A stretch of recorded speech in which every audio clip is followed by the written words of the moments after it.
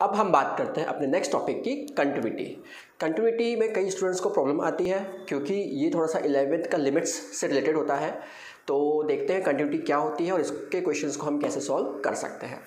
लिखा है if limit x tends to c plus F of X, का मतलब ये होता है कि अगर हमारा फंक्शन जो भी एफ ऑफ एक्स है और उसके लिए लिमिट क्या ली हम लोगों ने x tends to c plus and limit x tends to c minus of F of X exist and are equal to f of c, then you can say f is continuous at x equal to c। ये तो definition term हो गई है ना।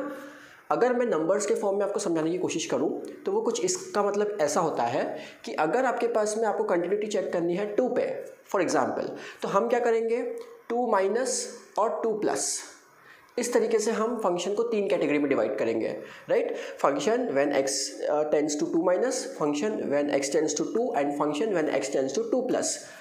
इन तीनों पे अगर हमारे आंसर्स, फंक्शन के जो आंसर्स आएंगे वो तीनों में अगर सेम आते हैं तो हमारा फंक्शन कंटिन्यूअस है। अगर तीनों में से किसी में भी एक में डिफरेंस आता है, आंसर सेम नहीं मैच करता है, तो वो फंक्शन कंटिन्यूअस नहीं होता है। ठीक है, अब हम कुछ इसको एग्जाम्पल्स के साथ समझने की कोशिश करते हैं। क्वेश्चन दिया है examine the continuity of F X is equal to X square at X equal to 2। तो देखिए x इक्वल टू कितना है 2, है ना।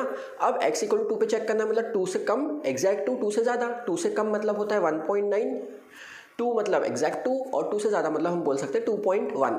ठीक है, तो देखते हैं इन क्वेश्चन को कैसे करते हैं। सबसे पहले मैंने क्या किया है, 3 अलग अलग कॉलम्स बना लिया।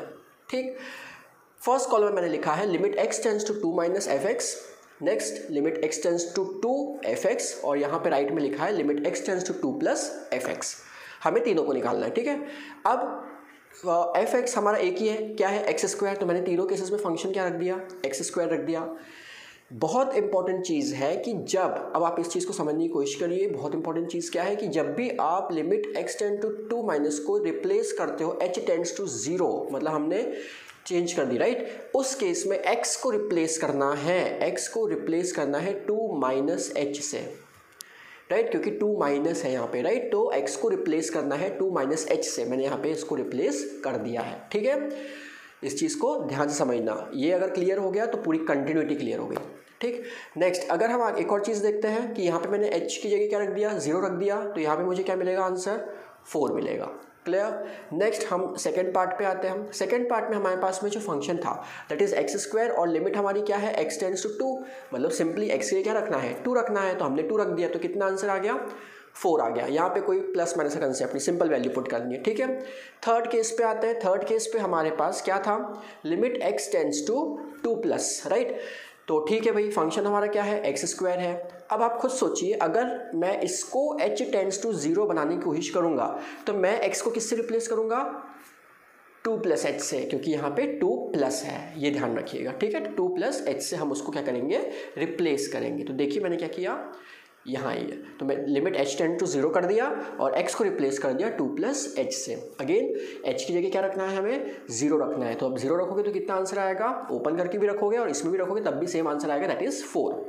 तो हमने ये चीज़ देखी कि इन तीनों ही केसेस में हमारे आंसर्स कैसे आ रहे हैं, 4 आ रहे हैं। तो इसका मतलब क्या हो गया, इसका मतलब ये हो गया कि ये तीनों जो लिमिट्स हमने फाइंड की थी, x tends to 2 minus, x tends to 2 and x tends to 2 plus पे, है ना। तो तीनों के आंसर्स कैसे सेम है, इसलिए this function is continuous at x equal to 2। Next अगर हम आगे बात करें, एक और क्वेश्चन उठाते हैं। जैसे एफ एक्स दिया है x प्लस 1 0 1 माइनस एक्स, ये फंक्शन दिया हुआ है। ठीक है, इस केस में फंक्शन एक ही नहीं है, फंक्शन 3 दिए, अलग अलग फंक्शन से और अलग अलग कंडीशंस पे दिया। तो ये हो गया x greater than 2, x equal to 2 and x is less than 2। हमें बताना है कि द फंक्शन इज कंटिन्यूअस है या नहीं है। हमें जो दिए नंबर्स वो कितने दिए, 2 दिए हुए हैं, यहाँ पे 2 लिखा हुआ है, तो हमें चेक किस पे करना है, 2 पे चेक करना है। अगेन कंडीशंस 3 वही बनेंगी जो उस टाइम पहले क्वेश्चन में कॉलम्स बनाए थे 3, limit x tends to 2 minus, limit x tends to 2, limit x tends to 2 plus. ठीक है, तो हमने क्या किया, देखिए हमने तीनों में इस तरीके से लिख दिया, x tends to 2 minus 2 and 2 plus. अब बात आती है कि हमने फंक्शंस अलग अलग कैसे लिए। फंक्शंस हमने ऐसे अलग अलग लिए कि यहाँ पे क्या लिखा है मैंने, 2 माइनस, यहाँ देखिए क्या लिखा मैंने, 2 माइनस मतलब ऐसा x should be less than 2, x कैसा होना चाहिए, 2 से छोटा होना चाहिए। तो आप देखिए इस फंक्शन में कहाँ दिख रहा है x लेस देन 2, कहाँ दिख रहा है, थर्ड केस में दिख रहा है, तो हम उस फंक्शन की जगह क्या लिखेंगे, 1 माइनस एक्स। ठीक है, नेक्स्ट आगे देखते हैं। मैंने यहाँ पे देखिए क्या लिखा, 1 minus X. Limit X tends to 2 पे मैंने क्या लिखा है, 0। तो देख लीजिए एग्जैक्टली 2 पे मेरा कितना है, एग्जैक्ट 2 पे कितना है, 0। ये भी क्लियर हो गया। और जो 2 प्लस था, तो एक्स टेंस टू 2 प्लस का मतलब हुआ x should be greater than 2, तो x should be greater than 2 में हमारा फंक्शन क्या हो जाएगा, एक्स प्लस 1। तो यहाँ से इस तरीके से अगर आपको फंक्शंस भी दिए होते हैं तो भी आप इसको लिमिट्स के अकॉर्डिंगली देख सकते हो कि आपको कौन सा फंक्शन को चूज़ करना है। अब हमने तो फंक्शन चूज़ कर ली, अब क्या करना है, सॉल्व करना है। सॉल्व कैसे करना है वो देखते हैं। पहले मैं फर्स्ट कॉलम को सॉल्व करता हूँ। तो सबसे पहले अगर हम देखें तो ये हमने फंक्शन पुटअप कर दिया। अब लिमिट h टेंस टू 0, ठीक है। मैंने आपको क्या बोला था कि अगर हम h टेंस टू 0 करते तो यहाँ पे x को हमें किससे रिप्लेस करना है, इसके अकॉर्डिंगली 2 माइनस h से। तो देखो मैंने क्या किया, रिप्लेस किया 2 माइनस h से, ठीक है। और h की जगह क्या रखना है, 0। ओपन करने के बाद मैंने h की जगह क्या रख दिया, 0 रख दिया। तो हमारे पास आंसर कितना आ गया, -1 आ गया। ठीक है, next limit x tends to 2 पे हमें ऑलरेडी 0 दिया था। ये फंक्शन ऑफ x है नहीं, तो मतलब x पे डिपेंड ही नहीं कर रहा है, तो हर बार आंसर कितना आएगा इसका, 0 आएगा। ठीक है, एंड थर्ड केस हम देखते हैं। Limit x tends to 2 plus X plus 1 दिया है।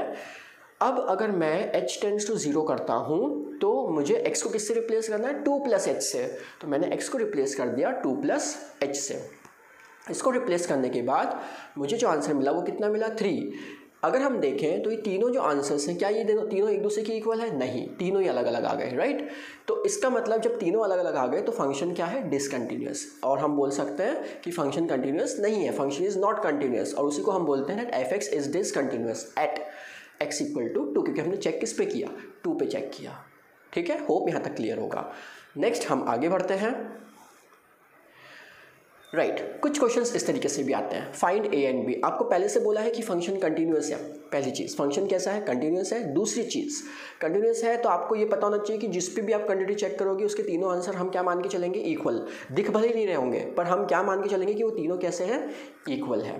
ठीक है, तो अब यहाँ पे थोड़ा सा एक ट्रिक आता है। वो ट्रिक ये आता है कि यहाँ पे हमारे पास 2 नंबर्स आ रहे हैं, 1 और 3। तो इसका मतलब ये है कि हमें 1 पे भी कंटिन्यूटी चेक करनी है एंड 3 पे भी कंटिन्यूटी चेक करनी है।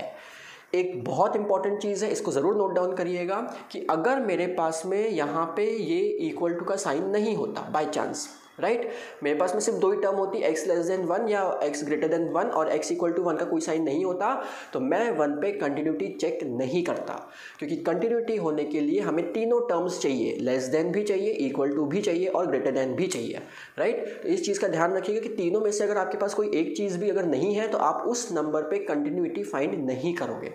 ठीक, यहाँ पे लेकिन ऐसा नहीं है। यहाँ पे हमारे पास 1 के तीनों फंक्शंस है। देखिए x 1 से छोटा भी है, 1 के इक्वल भी है और x 1 से बड़ा भी है।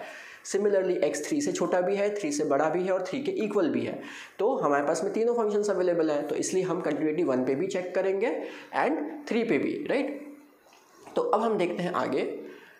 चलो, फॉर कंटिन्यूटी एट 1 पे देखते हैं। तो आप पहले खुद सोचिए, यहाँ पे देखिए 1 पे देखना है तो हम 1 माइनस 1 और 1 प्लस करेंगे।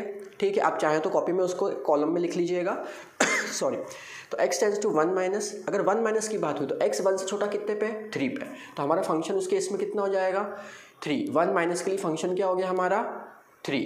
ठीक है, इक्वल टू 1 भी यही दिया हुआ है, तो मतलब 1 पे भी कितना हो जाएगा, 3। और ये केस हो गया हमारा when x is greater than 1, मतलब 1 प्लस। तो ये वाला जो फंक्शन हम लेंगे, ये लेंगे 1 प्लस के लिए। तो पहले तो हमने फंक्शन डिसाइड किया कि कौन से लेना। अब हमने फंक्शन लेने के बाद देखिए क्या किया, देखिए यहाँ पे मैंने क्या किया, 3 एज इट इज़, और यहाँ मेरा फंक्शन हो गया ax प्लस b। अब यहाँ पे तो कोई फंक्शन x का डिपेंडेंस है ही नहीं, तो हर केस में क्या आ रहा है यहाँ पे 3, तो उसको कुछ करने की ज़रूरत नहीं है। सॉल्व किसे करना है, राइट वाले को सॉल्व करना है, क्योंकि वहाँ पे फंक्शन ऑफ x अवेलेबल है। तो देखिए मैंने क्या किया इसके बाद, यहाँ है। तो अब limit x tends to 1 plus ax plus b हमें सॉल्व करना है। तो मैंने क्या किया, लिमिट h टेंस टू कर दी 0। h टेंस टू 0 करेंगे तो x को रिप्लेस करना है 1 प्लस h, जो लिखा है वही करना है ना, 1 प्लस h। तो देखिए मैंने यहाँ पे x को किससे रिप्लेस कर दिया, 1 प्लस h से रिप्लेस कर दिया। और h की जगह क्या रखना है, हमें 0 रखना है। तो हमें क्या मिल जाएगा, a प्लस b। तो देखिए हमें क्या मिल गया, a प्लस b। अब यहाँ पे अगर हम देखें तो 3 3 और a प्लस बी दिख रहा है, बट हमें पहले से पता है कि फंक्शन कंटिन्यूस है, तो हम ये मान के चल रहे हैं कि तीनों चीज़ें जो है नीचे की तीनों चीज़ें कैसी हैं, इक्वल है। तो इसका मतलब a plus B equal to कितना हो गया, 3। This is my first equation. क्या मिला हमें, a plus B is equal to 3। ठीक है, तो ये हमारी फर्स्ट इक्वेशन हो गई। अब हम देखते हैं कंटिन्यूटी 3 पे। तो 3 पे देखेंगे मतलब 3 से कम एग्जैक्ट 3 से ज़्यादा। ठीक है, तो यहाँ पे मैंने वही लिखा, 3 से कम एग्जैक्ट 3 से ज़्यादा। अब आप फंक्शन में देख सकते हैं, क्वेश्चन ज़रूर लिखिएगा ताकि, है ना, लिखते हुए चलिएगा ताकि आपको ये सब जब हम चेक करेंगे तो आप क्वेश्चन में उसको देख सको, है ना।